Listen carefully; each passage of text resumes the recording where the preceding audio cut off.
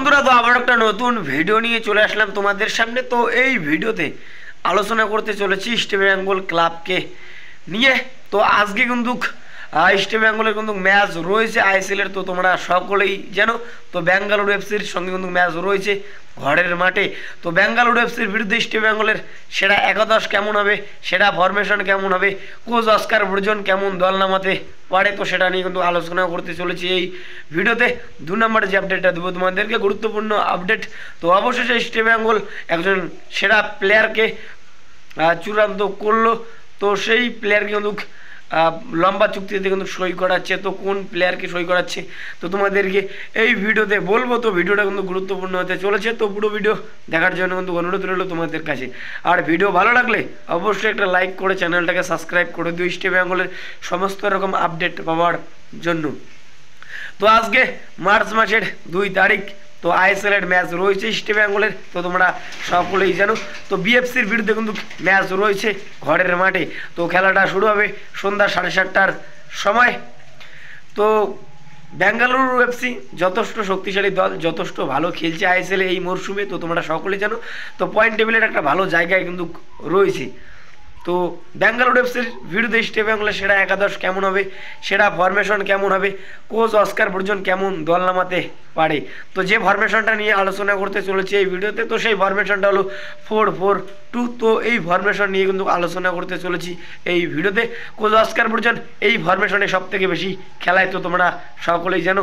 গোলকিপারে গিল, 4 জন ডিফেন্ডারে, right ব্যাকে মোহাম্মদ রাকিব, লেফটে নিশু কুমার, 2 জন centre ব্যাগে, একজন খেলবে আনোয়ার আলী ও আরেকজন খেলবে হেক্টর, রাইট উইনে মহেশ, লেফটে রিচার্ড সেলিস, 2 জন মিডফিল্ডারে, একজন খেলবে সাউল ক্রেসপো ও আরেকজন খেলবে সৌভিক চক্রবর্তী, আর 2 জন স্ট্রাইকার পজিশনে খেলবে, একজন খেলবে মেসি ও আরেকজন খেলবে ডেভিড।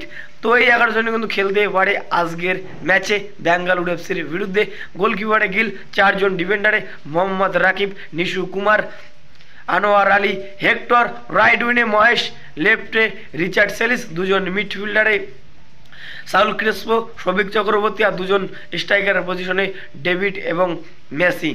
তো ইস্ট বেঙ্গল সেরা একাদশ কেমন লাগলো বেঙ্গালুরু এফসির বিরুদ্ধে অবশ্যই ভাই কমেন্ট করে জানাও।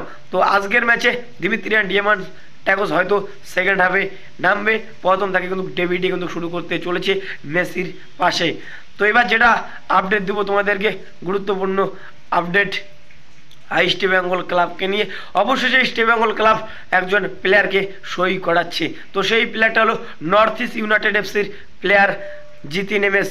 তো জিতিন এমএসকে তো তোমরা সকলেই জানো, যথেষ্ট ভালো মানের প্লেয়ার, যথেষ্ট ভালো খেলছে এই মরশুমে নর্থ ইস্ট ইউনাইটেড এফসির জার্সি গায়ে। তো 2 বছর থেকে নর্থ ইস্টের জার্সি গায়ে কিন্তু দুর্দান্ত কিন্তু খেলছে জিতিন এমএস। তো জিতিন এমএসের কিন্তু পায়ে কিন্তু খেলা রয়েছে। তো ইস্ট বেঙ্গলের একজন ভালো রাইট উইনের কিন্তু দরকার, তো তোমরা সকলেই জানো। তো সেই কারণে ইস্ট বেঙ্গল এই জিতিন এমএসকে কিন্তু দলে নিতে চলেছে। তো জিতিন এমএসের সঙ্গে এ বছরই 2025-এ 31 মে কিন্তু কন্ট্রাক্ট শেষ নর্থ ইস্ট ইউনাইটেড এফসির সঙ্গে। তো তারপরে কিন্তু ফ্রি প্লেয়ার হয়ে যাচ্ছে, তো যে কোনো টিম চাইলেই কিন্তু সই করাতে পারবে এই জিতিন এমএসকে। তো দেখো ভালো প্লেয়ার, তো ভালো প্লেয়ারের দিকে সব টিমের কিন্তু নজর থাকে, তো তোমরা সকলেই জানো।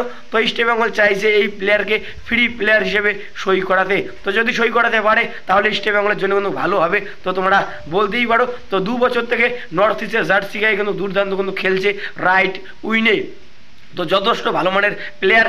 তো প্লেয়ারটার পায়ে কিন্তু খেলা রয়েছে, তো এখন এটাই দেখার বিষয় এই প্লেয়ারকে সই করাতে পারে নাকি ইস্ট বেঙ্গল। তো যদি সই করাতে পারে তাহলে ইস্ট বেঙ্গল টিমটা কিন্তু শক্তিশালী হবে। তো অস্কারের হাতে কিন্তু আরেকটা অপশন বাড়বে, তো তোমরা বলতেই পারো। তো অস্কারের সঙ্গে কিন্তু কন্ট্রাক্ট বাড়াতে চলেছে ম্যানেজমেন্ট, তো তোমরা সকলেই জানো। তো 1 বছরে কিন্তু কন্ট্রাক্ট বাড়াতে চলেছে অস্কারের সঙ্গে।